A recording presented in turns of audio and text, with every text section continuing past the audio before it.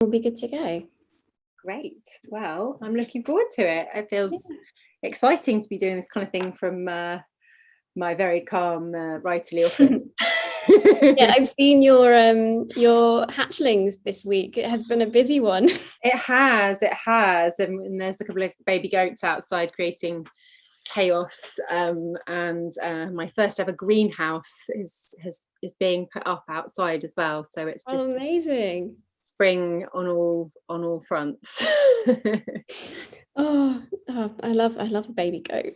I'll have a look on your Instagram for some pictures of them. They're adorable. They are pretty they're pretty amazing. There's some the goat having the baby on my Instagram stories as well. So if you're into goat birth, you can catch up with that. Fabulous. Well, I think people have started arriving now, so we can properly start our session. So thank you everyone for coming to this session of the festival. So this is a stay-at-home festival. We've got a lovely 2 weeks full of writing goodness on. We're about halfway through now, and I'm delighted to be chairing this session. My name is Joanna Nissel. I am the digital advisor for the Stay-at-Home Festival. And so you'll usually find me behind the scenes, hidden away, doing tech support or building the website. But today I'm taking on the chairing role because I'm also a writer, I'm a poet and a memoirist. And my first pamphlet's coming out next year, first little book of poems. So I was delighted to, thank you. Yeah, it's been a long time coming for me, and I think it's exciting times. It feels like there's a lot of links between some of my writing and your own, in that my pamphlet is based in, it has a very much a sense of place in the landscape as well. And but thank you for letting me chair this session. It's a delight to be here. So I'd like to introduce Rebecca Schiller. So Rebecca is a writer, journalist, and the author of Your No Guilt Pregnancy Plan and Why Human Rights Matter in Childbirth. She is co-founder and trustee of the human rights charity Birthrights and a regular contributor to The Guardian. Becca and her family raise a motley crew of goats, geese, ducks, and chickens. They work their small plot to grow vegetables, fruit, and flowers to restore wildlife to the land. Thank you, Rebecca, for being here today. Oh, thank you so much for having me. I'm really looking forward to talking to you and hearing everyone's questions later on as well. Well, I think I'd like to just start off by saying kind of a thank you, because it felt like a bit of a gift to be given this role and to be asked to chair this session, because the book felt very special to me. It was just stunning. Basically, I've really enjoyed it. So I'd like to just start by asking you to introduce a little bit more about the book in case someone hasn't heard about it. So if you could introduce Earth. Sure. I mean, I always think authors are probably awful at introducing their books, because I feel like I needed 87,000 words to explain it, and so a paragraph will never do. But it's about following a dream and moving to our countryside small holding with hopes of a simple life and what happened next. But I suppose it's also about the sort of oldest, biggest lie we like to tell ourselves as humans, that if we just make all our dreams come true, everything will be great and all of those problems we had before will fall away. And for me, a lot of worries and hopes were contained in the move. And so the book is an exploration of that journey, of the good things, and also a fairly spectacular series of disasters that led to a breakdown, a diagnosis, a lot of strains and stresses, but also through that, contrarily, actually being able to develop a very deep relationship with the land, with the women who were there before me, and also understand through that much more about myself, and much more about how I was connected to other people, other places, and other times. So it's a lot of darkness and light all smushed up together and decorated with ducklings and baby goats. I like that phrase, decorated with ducklings. That's If you listen hard enough, you'll probably hear some actual ducklings chirping in the background at various points. Have you I've seen on your Instagram that you have your naming activities going on. Have you selected your names yet? I haven't. There's still time until tomorrow if you want to do some fundraising for the devastating COVID emergency in India, and also name a duckling on my Instagram page. You can do that. Both fantastic idea, really good idea. So yeah, that's sort of books and ducklings all in one. Well, I'd like to start actually with something a bit silly, if you don't mind. So it's obviously it's an incredibly moving book, and there are all these poetic moments, that the language is so rich and detailed and wonderful. So I thought something just silly to start off might be a little something. Yeah, great. I like silly too. So I've got just like a this or that quiz for you. Okay. Brilliant. So you don't have to expand upon the answers, but if you feel a need to, please feel free. So hardback or paperback? Hardback. Oh, okay. Chocolate or cheese? Cheese. Always Cheese. Definitely. I mean, I'll eat chocolate, but I would eat cheese and crackers every day with chili pickle and be happy never to eat anything else again. And I feel that's all the food groups covered in one little bite. Oh, wonderful. So sunrise or sunset? Sunset. Particularly in January. I didn't realize until we moved here how January has the best sunsets, and they're often the only good thing about January. But I love a January sunset. There is something quite special about them. I don't know if it's just the sense of the colours particularly, or obviously they're very early.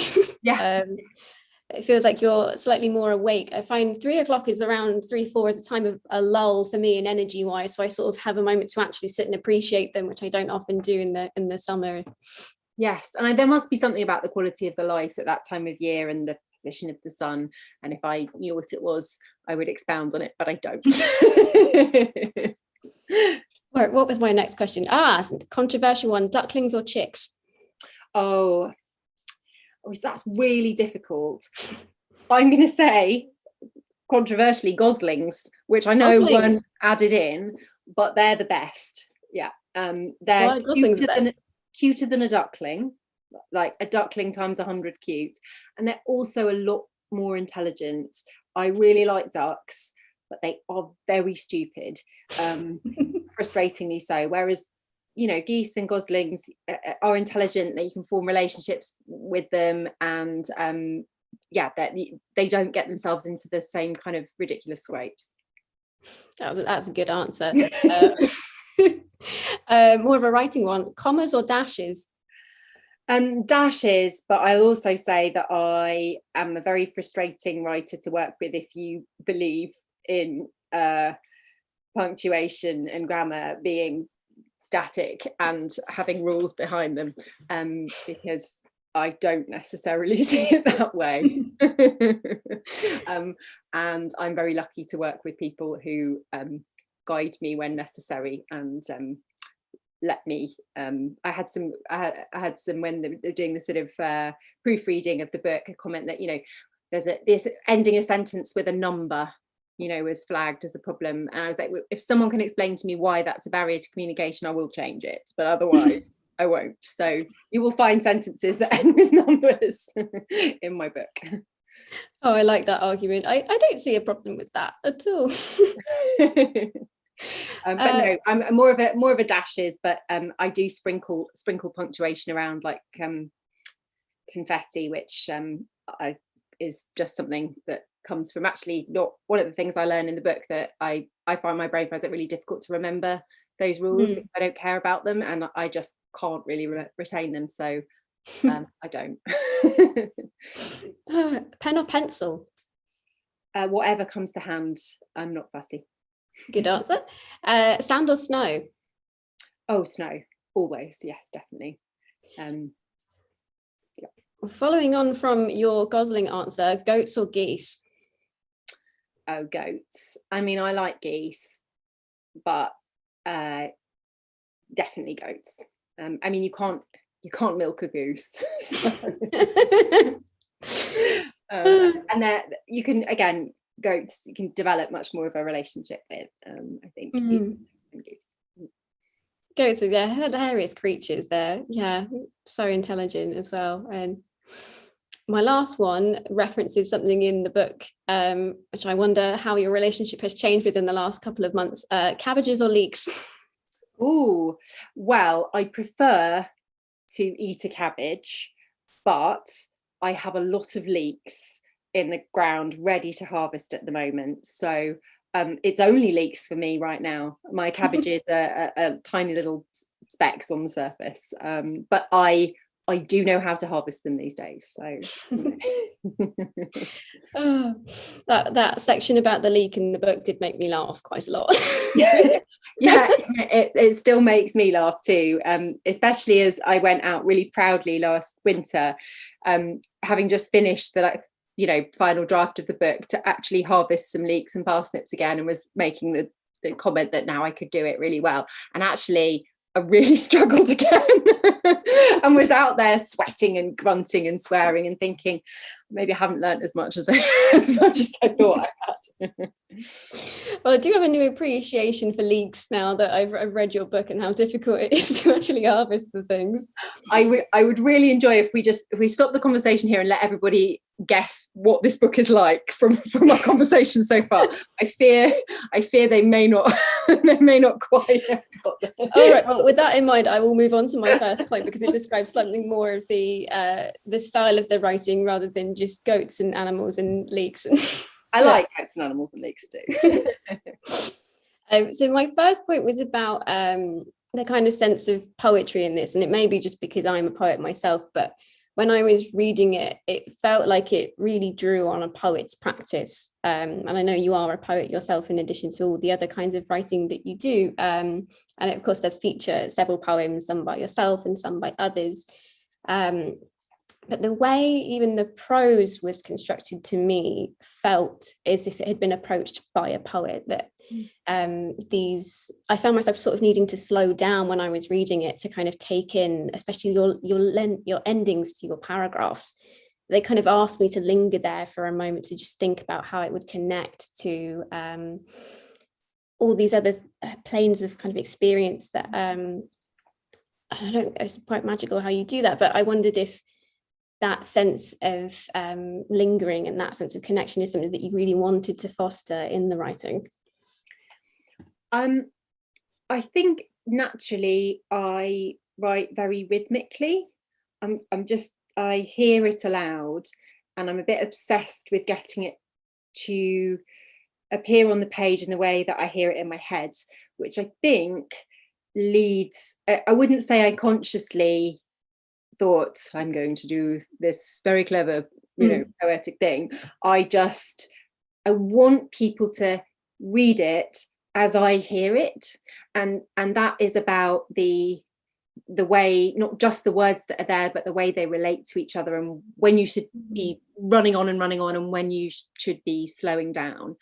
And so I found myself instinctively actually leaning on those people who were better at punctuation than me to help me punctuate. I was sending my editor bits I'd read aloud to say, can we punctuate it like this? So so people will, read it like that. And also in places like spacing bits out and writing bits that were a little bit more written as sort of stanzas. And I think for me, it's about not just the words, but the spaces between them, that white space. Yeah. And I always written poetry.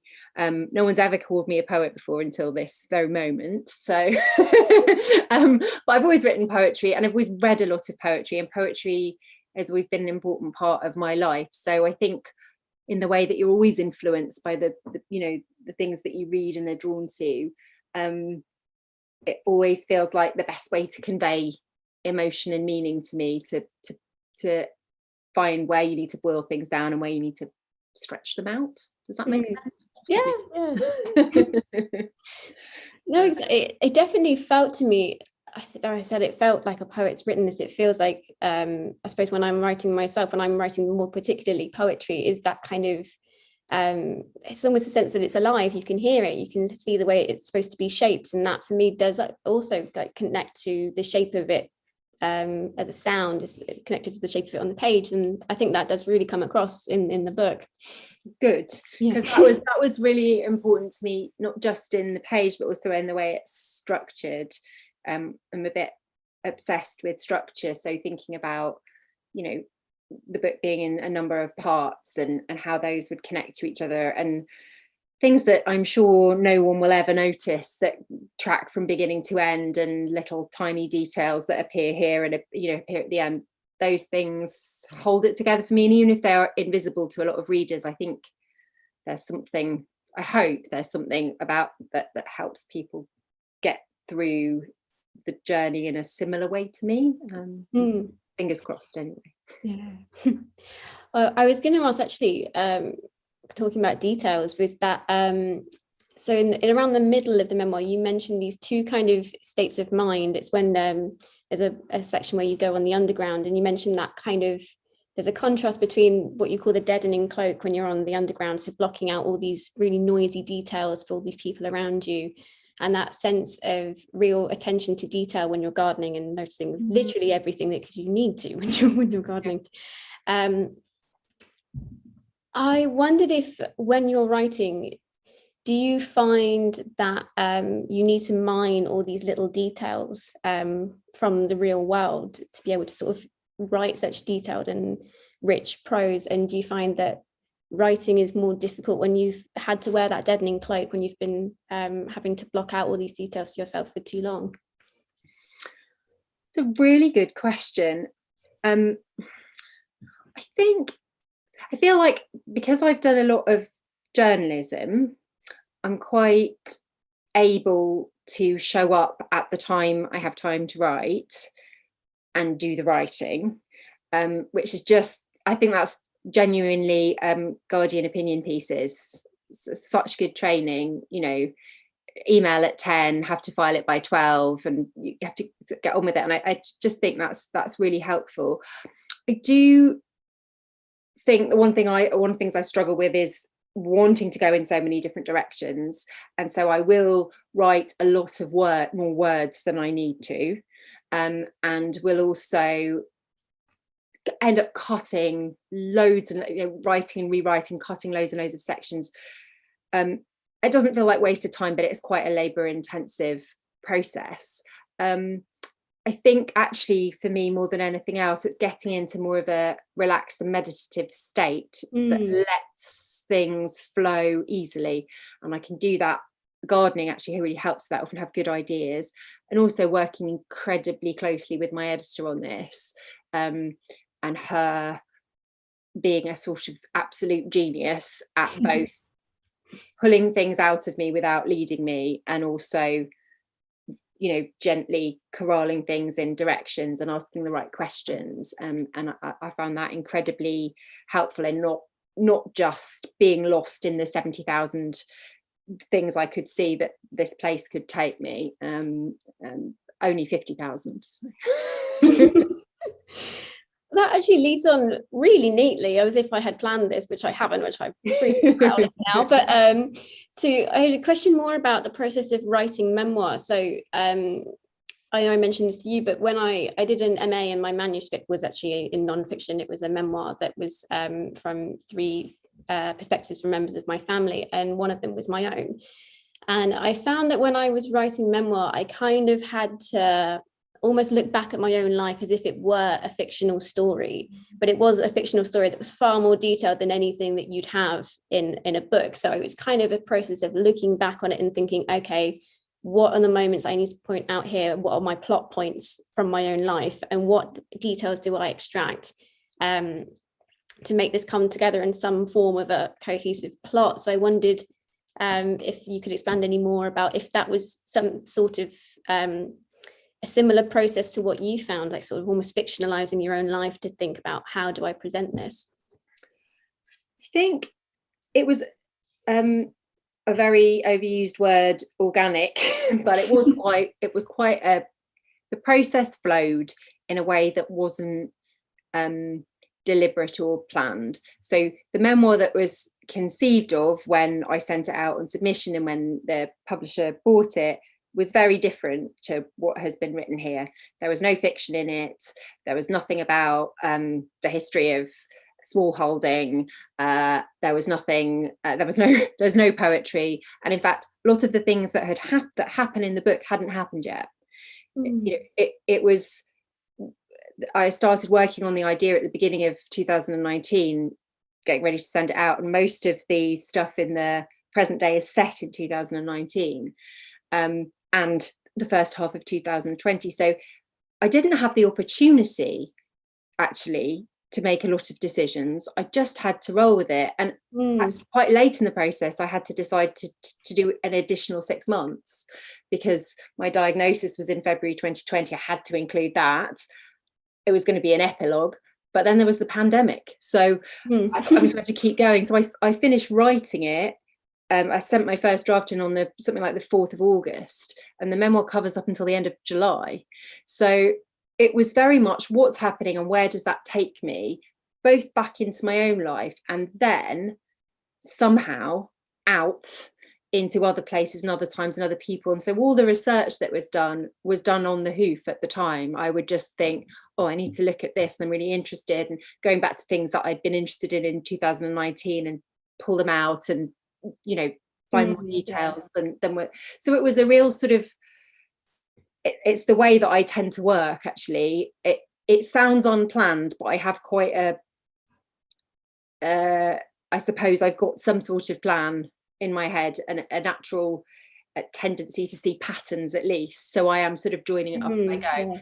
Then there was a big process afterwards with my editor of going, okay, do we need to make chapter 3, chapter 4, and do we need to move this around, and how are we going to make sure that we lead the reader safely through it? But very much that first draft was just go, just rummage and see what happens. Oh, great. That's, yeah. I feel like that is that kind of process of trying to find patterns in your own life to try and make it intelligent for another person. And I don't know if you found this, but in doing so, I feel like I actually learned quite a lot about my own life. Yeah, no, I agree. Therapeutic process. Yeah. not necessarily therapeutic in it was easy and made me feel better, but as in if you have actual therapy, which can be really going through the ringer quite a lot, it really did feel like that quite a lot of times. Yeah, it was part of that process of just understanding your own life, really. It's which I suppose brings us to your actual reading. So would you like to give your reading now? Yeah, I would. Let me know if we're getting to a point where it's too long. Give me a sort of so I chose a section. I sent it to Joanna earlier. It's a section from the April chapter, so it's sort of nearly a third of the way through the book. And the reason I chose it was because writing it was quite a pivotal moment in working out how I was going to deal with. I wanted to bring in, as well as my own story, an exploration of how and why humans had this impulse to go back to the land. And that contained quite a bit of facts, the history of small holding and talking about people. And originally I put them in a journalistic way, and it didn't work. And then I read this essay, which I can share on my social media stuff and send to you, by Dr. Sharon Blackie, that was about, I print out a little quote from it. She says, the land can draw us into a relationship with it by engaging our imagination. And there are two key elements to the work of restorifying the earth. First, coming to know the stories which are already existent in the land, and second, weaving our own stories into the fabric of the land by engaging with it in ongoing acts of co-creation. She goes on to talk about a particular myth that she heard of the old woman, the stork or something, and how she took what she knew of this and she developed it. And I just had a moment, I was like, oh, this is gonna be how I'm gonna do it. So April, and some eggs are hatching. The blue egg is unzipping, as if worked at by some internal tin opener. The top of the shell is almost off, and as I watch it alone with the heavy duvet of midnight around me, hours of slow progress are over in a moment, and confinement becomes liberty. The shell is empty and broken, instantly meaningless as it wobbles from side to side on the floor of the incubator. There's not a trace of yolk or white inside to tell of the journey that has just ended. The chick isn't the fluffy handful of greetings cards, but a smear of a creature, its down oiled with the contents of the egg, and its new body pushed to breaking point by the effort of escape. I wonder if it has already forgotten becoming something from nothing and then smashing its way out. I let it rest, while the other chicks, still in the invisible prelude to being, try to emerge from a fracture line into the night. I've been trying to work since 9 a.m, but am distracted. I want to check on the remaining hatching eggs, but have promised myself I will wait until lunchtime.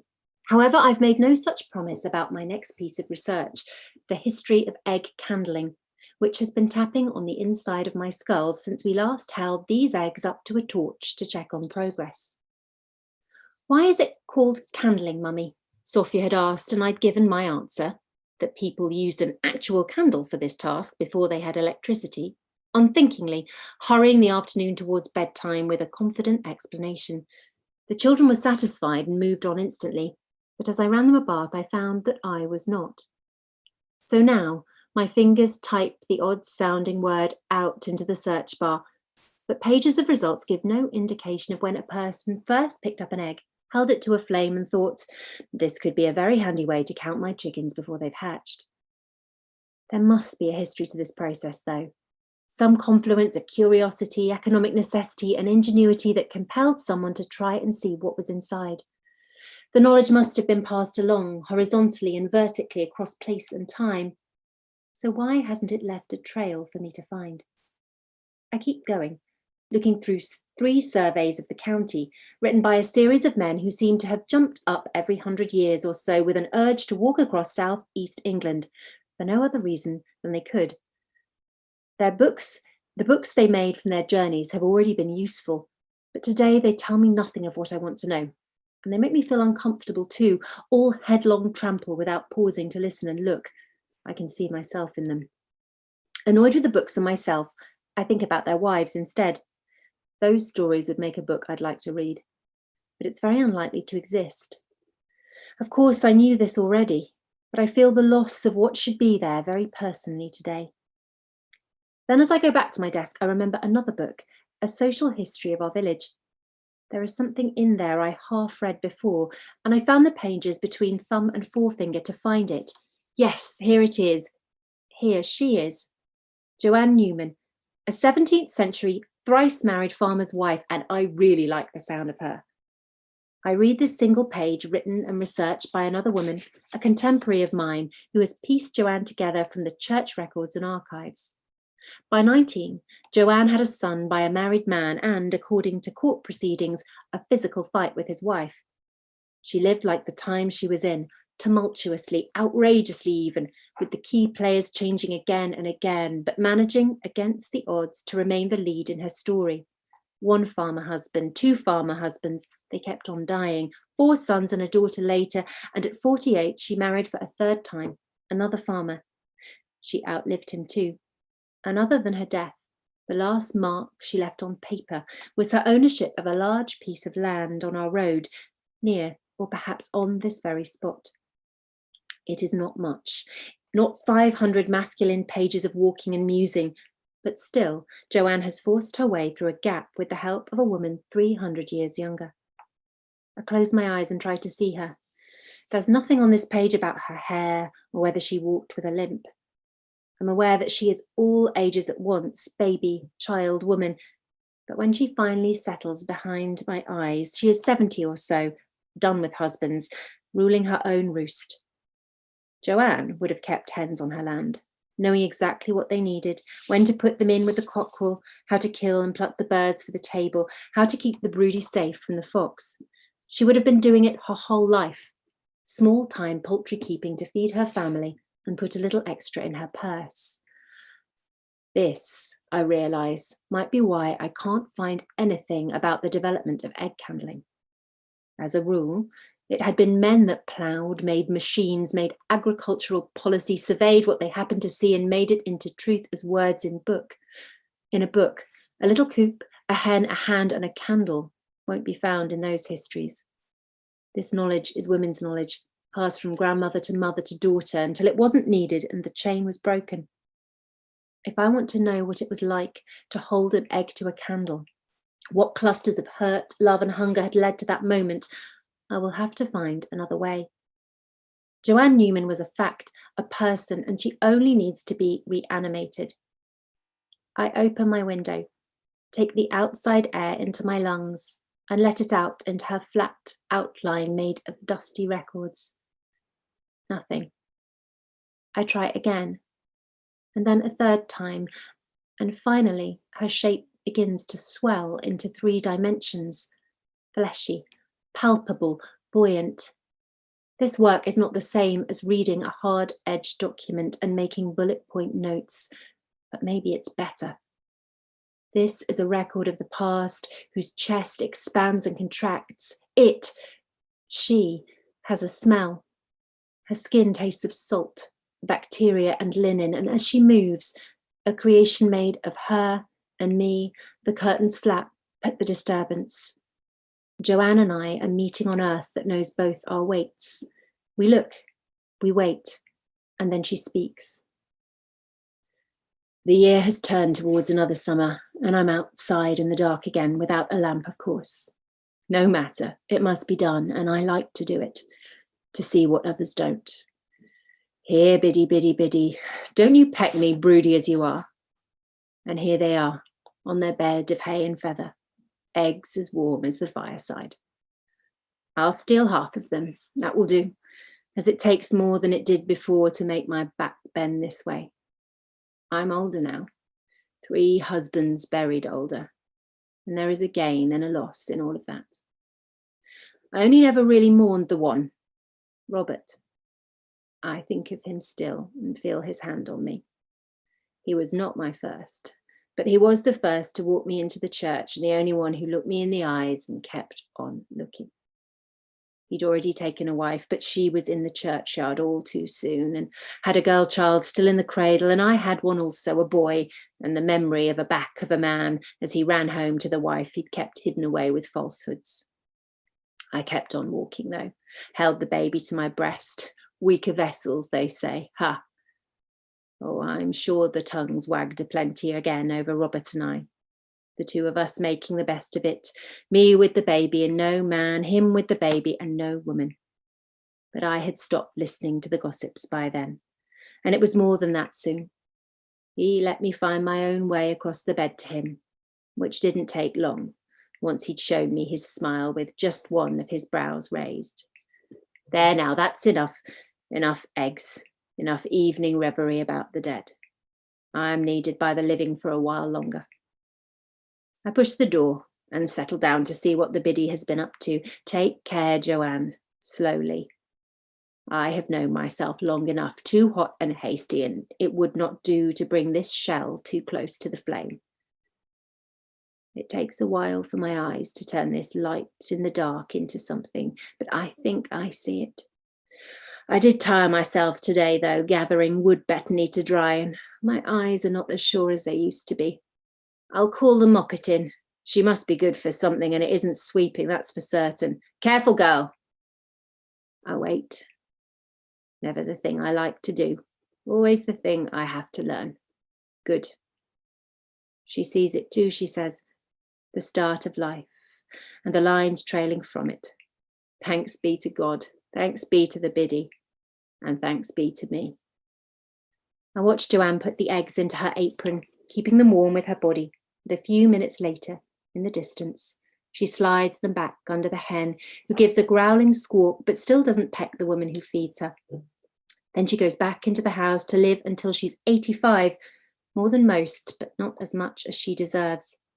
She has returned to this place, though, now, and I think we get to carry on her conversation.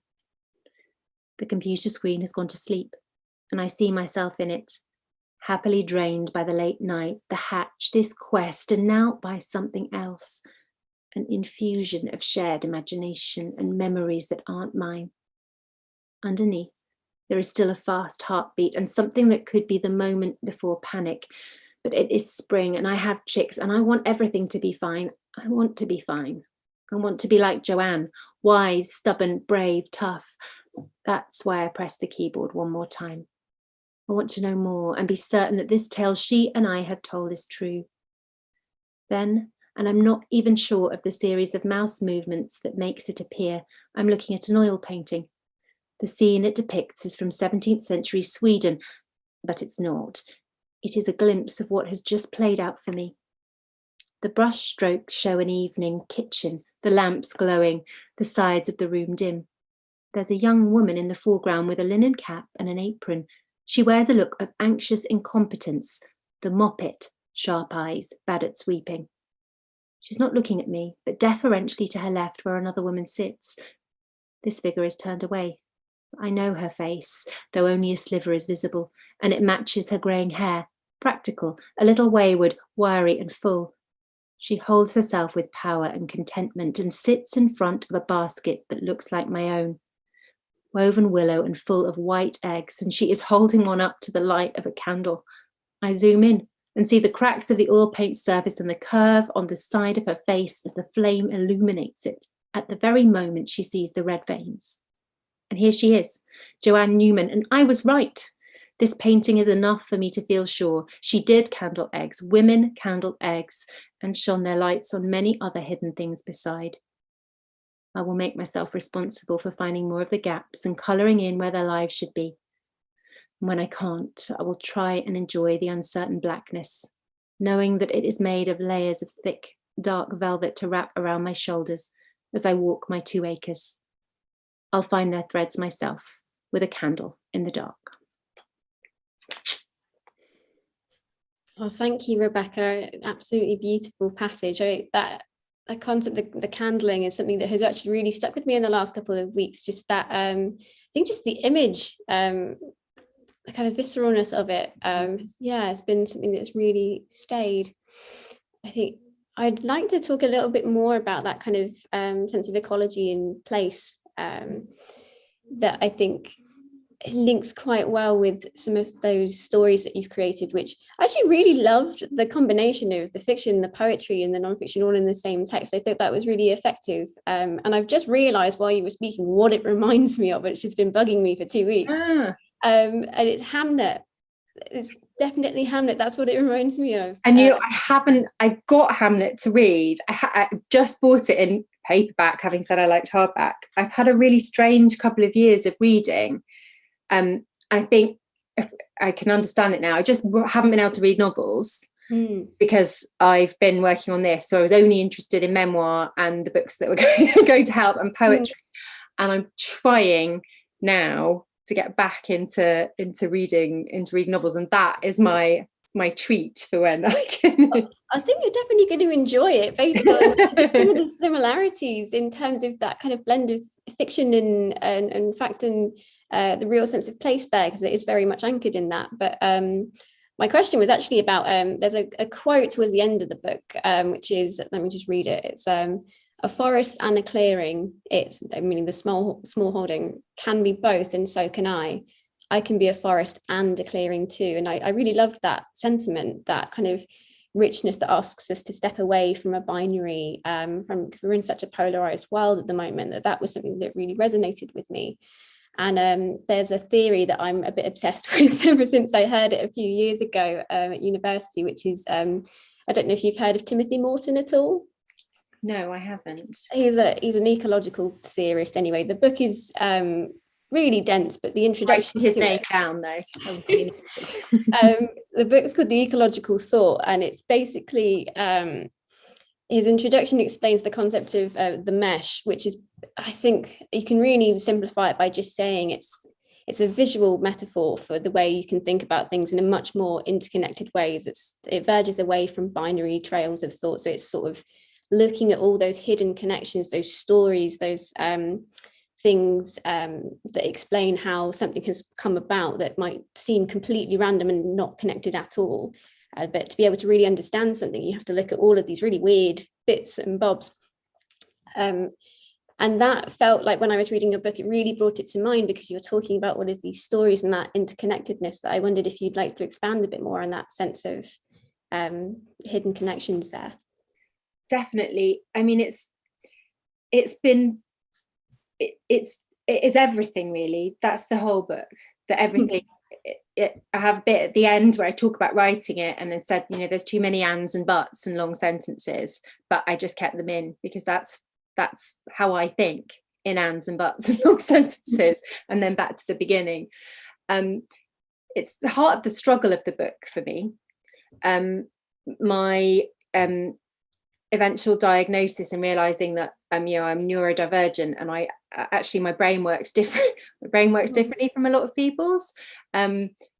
It's been very oppressive sometimes, seeing the world in a way and not realizing for 37 years that I was out of step with everybody else, and I was thinking differently, and sometimes I'd be really angry with everybody else for not getting it, and sometimes I'd be really angry with myself.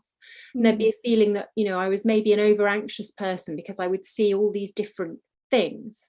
So I naturally see things as the mesh. I am not someone that wants to see things in a binary way, but I've spent my whole life trying to train myself to mask that. So it's a real point of personal conflict, the need to be a forest or a clearing. Like, I must choose. I can't be both, obviously not. And then the exploration of that, and the realization that, of course, everything is everything, and I know that all along, and so I can be simple and complicated, and as well. And I think there's a line around there where I talk about saying, it's all connected, the lines and the maps, they all join up. It's not madness, it's sanity. But having just been through a breakdown and spent quite a lot of time hanging out with psychiatrists, it was also literally driving me mad.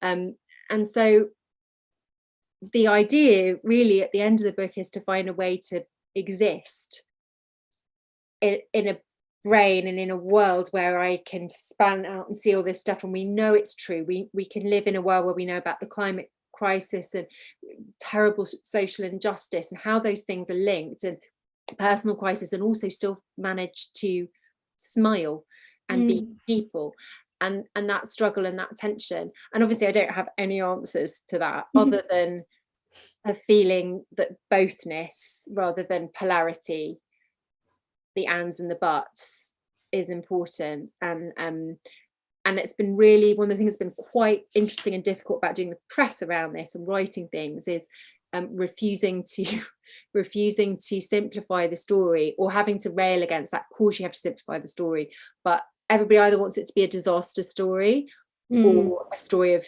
healing. Like, did the small holding break me or fix me? And I've just written a piece where I was like, it broke me and it fixed me. It was both. Tough. You can't have it one way or the other. But I think it's very true. I think it's funny because when I was reading this book, it was you've kind of already half said my next question actually, was that it did remind me of the way the book was written, that kind of the concept of the mesh. It reminds me of your way of thinking, because it is that kind of sprawling, I think the quote from the book is like a sprawling mesh of interconnection. My next question actually was more about whether, I think you spoke recently on a podcast. I did a bit of listening to some of your other bits. Yeah. And you spoke about becoming more comfortable with asking workplaces to make accommodations for your needs as a neurodivergent person. And I wonder, instead of just accommodating things, I think there's a huge amount that could be learned from people who have this mindset that does accommodate for the real complexities of the world. Whether you think we should more be learning from people who are neurodiverse than accommodating them. I imagine we're doing that all the time anyway. So estimate that like 15% of the population is neurodivergent, and that's likely to be higher in creative areas because there's often a relationship between divergent thinking and creativity. So I think we're already doing that as a society, benefiting from people who think in different ways, who don't necessarily think of the straight route to a solution, but will think, you know, in tangential ways. But what we're not doing is supporting and recognizing people very often. I found elements of writing professionally previously incredibly traumatic without realizing I did. The process of working on this book with Elliot and Thompson and with Sarah Rigby, the editor, I won't be able to talk about it without crying, so I'm not going to, but it was that good. Because of both the realization that I needed things to be done in a certain way for it to be okay for me, without even us discussing that up front. Both as someone who's neurodivergent, also someone that's had a really hard time and was very recently was writing about it, but also a real recognition that there was a benefit in not trying to constrain that. So I don't know many editors that would have let me write this book this way. Like, you know, don't write this, don't write that, cut those bits out. And actually being allowed to do that, I hope it made it much better. So I think there's a need to recognise the learning we do from people who think in different ways and try and find a way to not break them in the process of trying to then shoehorn that back into the into the sort of ordinary way of doing it, because that's a very brutal experience. We value you for your amazing ideas, but if you could just make them normal now, that would be oh, that's great. Yeah. We have about 5 minutes left, so I just want to do a quick reminder to the audience. If you have any questions, please start typing them now so we have time to answer them, because it would be really lovely to get your feedback and some of your burning questions answered. But I'd actually like to just say thank you, Rebecca, at the moment, because I wasn't actually very aware of the problem of underdiagnosis of ADHD in women until I read this book. And one of my closest friends is watching our session right now, and it led us to have a really open and frank conversation about ADHD in women, because I was reading this book and it really reminded me of her. And it turned out she was actually going through a process of getting diagnosed with ADHD, and I didn't know, but I could tell, because I was like, this is my friend, I know this. And yeah, I just thank you for helping me understand my friend better, and we've had just the loveliest chats with her because of this book. Well, that makes me feel very emotional, and I send your friend a huge amount of love, and I hope the diagnosis helps. And I have had quite a few messages from women who are going through this or have read it and thought, oh, hang on, this is me, or this is my partner. And yeah, every one of those is a big deal to me. And if nobody else ever reads it or buys it again, that will be enough. Though please do. I may have to get another copy for myself just to see the physical thing, because I would be slightly remiss, because in a previous professional life, I was an art student, and I heard about how this book was made, and I need to ask you about it so you can tell people, because it's brilliant. Because I was allowed and encouraged to be really involved in all bits of the process, which was one of the accommodations that was made.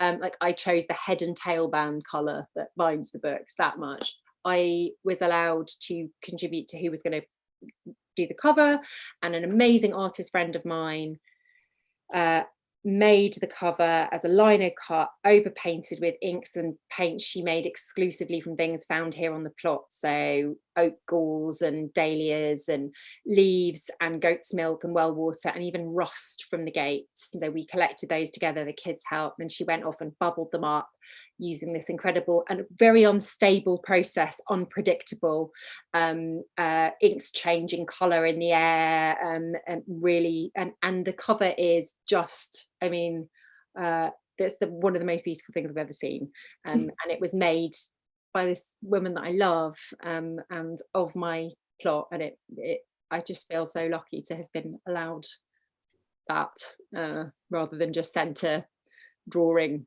2 days before it went to print and told this was it.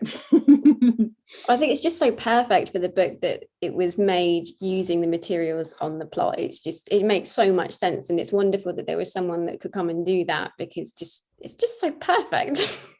I'm going tomorrow to Harbour Books, that has a good friend of mine has bookshops. She's been doing a lot of the pre-orders, and I've got a bottle of the oat gall ink left over, and I'm going to go and sign all the books that have been pre-ordered in the oat gall ink, which has been a bit of a challenge, getting a pen that it'll fit in and practicing, but I've worked it out now, so off there tomorrow. Oh wow. Exciting. Well, I think we're coming pretty much to the end of our session, but is there any final things you'd like to add at all? Well, just thank you. This has been such a generous and exciting conversation, and I really wish we had 3 more hours, because I would like to carry on talking about it. And I would, anyone who is interested in buying Earthed, it is out on Thursday, but it does seem to be available in quite a lot of bookshops already. And I would be grateful if you don't want to buy it, if you would order it into your library, because that always helps authors too. I thank you so much, Stay at Home, for having this brilliant festival, and I'm looking forward to reading your poems. Oh, thank you. when is it published? It will be early next year, I think, possibly around February time. We're still doing the final date of it, but it will be, it's called Guerrilla Brightenings, as in guerrilla warfare, not guerrilla animal. I look forward to you having to say that every time you say it out loud. Yeah, I look forward to being able to spell it. Oh well, wishing you loads and loads of luck in the run up to that, but stay in touch, because I feel like we could have some super good chats. Brilliant. Well, thank you so much. That was, I honestly could spend ages talking about that, but unfortunately we have to get on to our next session. Yes, well, enjoy. And anyone who has burning questions, I'm on various social media channels, so feel free to ask. Wonderful. All right, thank you everyone. Bye.